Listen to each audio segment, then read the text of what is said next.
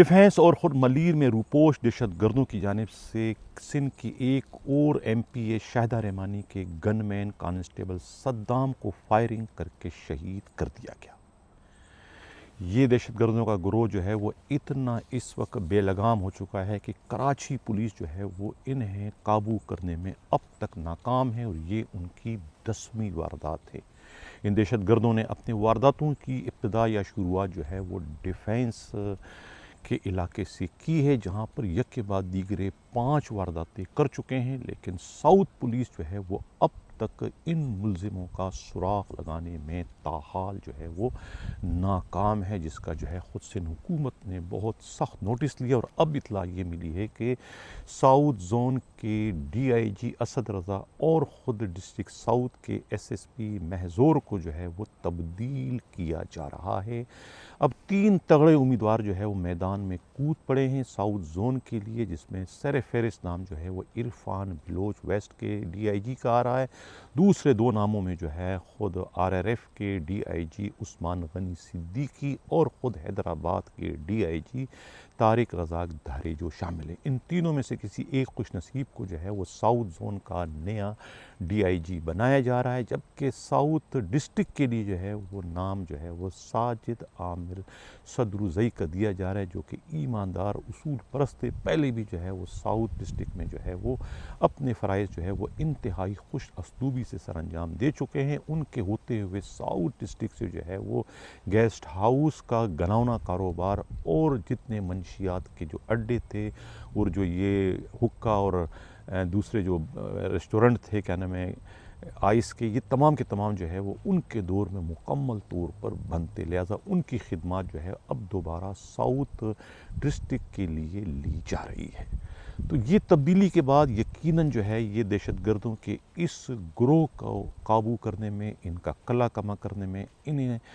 برباد کرنے میں، انہیں تباہ کرنے میں، انہیں گرفتار کرنے میں جو ہے وہ پولیس کامیاب ہو جائے گی۔ یہ صرف ذمہ وار جو ہے یا یہ نااہلی صرف ساؤتھ زون یا ساؤتھ ڈسٹرکٹ کی نہیں، بلکہ اس نااہلی میں، اس مجرمانہ غفلت و لاپرواہی میں خود ملیر ڈسٹرکٹ کے ایس ایس پی جو ہے اور خود وہاں کے جو نواب ڈی آئی جی ہیں وہ برابر کے شریک ہیں، کیونکہ وہاں پر بھی یک کے بعد دیگرے یہ 4تھا واقعہ ہے۔ 4 پولیس والے جو ہے خود ملیر ڈسٹرکٹ میں جو ہے وہ یک کے بعد دیگرے جو ہے وہ انہی دہشت گردوں کے فائرنگ کے نتیجے میں ہلاک ہو گئے ہیں۔ اب کتنی دکھ کی بات ہے کہ پولیس والے مر بھی رہے ہیں، پولیس والے ڈر بھی رہے ہیں، یعنی کہ پولیس والوں پر جو ہے وہ اب ایک شاہی فرمان کے ذریعے یہ پابندی عائد کر دی گئی ہے کہ کوئی پولیس والا جو ہے وردی پہن کر نہ تو ڈیوٹی پر آئے گا اور نہ ہی وردی پہن کر ڈیوٹی سے واپس گھر جائے گا۔ دوسرے معنوں میں جو ہے خود پولیس کے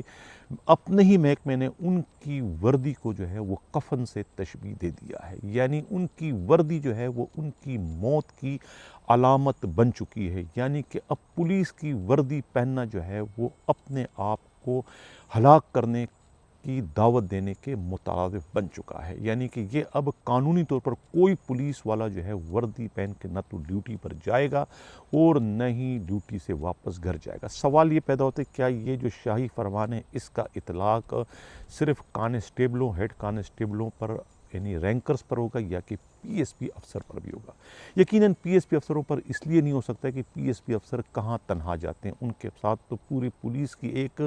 بارات جاتی ہے۔ جو پولیس کی بارات جاتی ہے کیا وہ بھی وردیاں پہن کے جائیں گے یا کہ بغیر وردی میں جائیں گے؟ یہ سوال پیدا ہوتا ہے۔ لیکن اب یہ جو شاہی فرمان جاری کیا ہے، یہ شاہی فرمان جو ہے خود پولیس کی اپنی بزدلی کا ایک چلتا پھرتا اشتہار بن گیا ہے کہ پولیس والے جب اپنی حفاظت خود نہیں کر سکتے تو پھر ان کے رحم و کرم پر جو پوری کی پوری کراچی کی عوام ہے، کروڑوں عوام جو ہے وہ ان کے جان و مال کے تحفظ کی ذمہ دار جو پولیس ہے، اگر وہ پولیس خود اپنا تحفظ نہیں کر سکتی تو پھر لوگوں کا تو پھر اللہ ہی حافظ ہے۔ اس سے تو یہی ظاہر ہوتا ہے پولیس نے ایک طریقے سے اپنی پسپائی، اپنی نااہلی کا جو ہے وہ ثبوت دے دیا ہے اس ایک شاہی فرمان کے جاری کیے جانے سے۔ اس شاہی فرمان سے خود پولیس والوں کی موت ہوتی ہے نہیں ہوتی، خود پولیس والے دہشت گردوں کی دہشت کا شکار ہوتے ہیں نہیں ہوتے، لیکن پوری کی پوری کراچی کے عوام جو ہے وہ ضرور اس وقت دہشت میں مبتلا ہو چکی ہے کہ ان کے اپنے رکھوالے جو ہے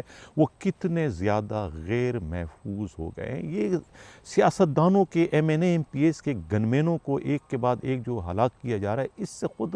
سیاستدانوں میں M N As M P S میں بھی ایک خوف و ہراس کی لہر دوڑ چکی کہ اب وہ بھی غیر محفوظ ہو گئے۔ کل ہی کے پروگرام میں نے کہا تھا کہ جو ہے کراچی میں سی ایم ہاؤس ہو، گورنر ہاؤس ہو، آئی جی ہاؤس ہو، سینٹ اسمبلی ہال ہو یا دوسرے جتنی بھی سرکاری عمارتیں، سب کی سب جو ہے وہ غیر محفوظ ہو گئی۔ یہ ہماری خبر جو ہے وہ آج کے اس تازہ ترین واقعے نے جو ہے وہ اس کی تصدیق کر دی ہے۔ خود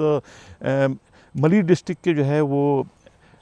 میمن گوڈ کے ڈی ایس پی جو ہے وہ گوڈ کے ڈی ایس پی اور ایس ایچ او کو محض اس لیے سسپینڈ کیا گیا تھا کہ انہوں نے جو ہے وہ اپنے پولیس والوں پر جو ہے اس نئے شاہی فرمان کا اطلاق کیوں نہیں کیا، اور جو پولیس کانسٹیبل وہاں پر شہید ہوا اس پولیس کانسٹیبل نے جو ہے بلڈ پروف جیکٹ کیوں نہیں پہن رکھی تھی۔ اس پر جو ہے ان دونوں کو جو ہے وہ سسپینڈ کر دیا گیا۔ گزشتہ روز جو ہے خود جاوید ابڑو کو جو ہے وہ میمن گوڈ تھانے کا ایس ایچ او تعینات کر دیا گیا ہے۔ ان سے کہتے ہیں مبینہ طور پر 25 لاکھ روپے رشوت وصول کی گئی ہے، جنہیں پہلے قائد آباد تھانے کا ایس ایچ او لگایا گیا تھا۔ خود ان کا اپنا بھائی اے ایس آئی جو ہے وہ محمد خان جو ہے ابڑو، انہیں بھی جو ہے ملزمان نے فائرنگ کر کے